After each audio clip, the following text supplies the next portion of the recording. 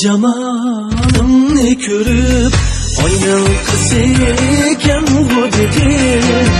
Nur chechib tursa yuzim kunning o'zi ekan bu dedi. Ming jenim bulsun tasadduq bir qarashimda seni. Ko'zlaringni tong saharni yulduz ekan bu dedi.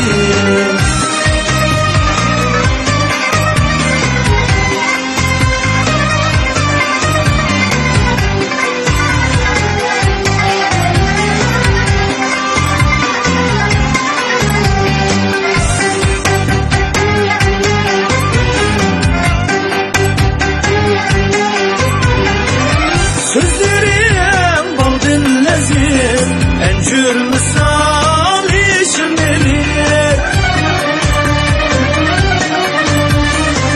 Namus işbet bilen, vicdan sözü iken bu dedim. Her seher baskan izimde, külse yumranmaysınlar. Bu kızının izleri bereket izi iken bu dedim. Ayın özü iken bu dedim. Aşkar kızı iken bu dedim.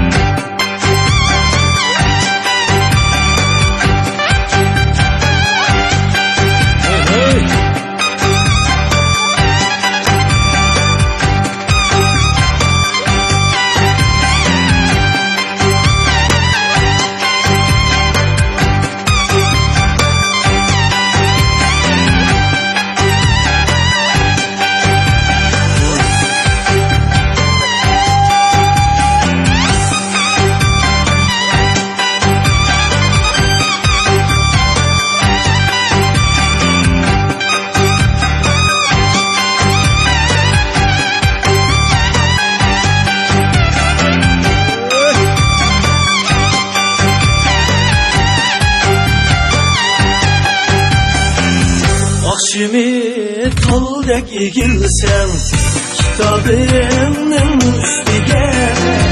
Devrimiz kızlarının bekmu uziken bu dedim.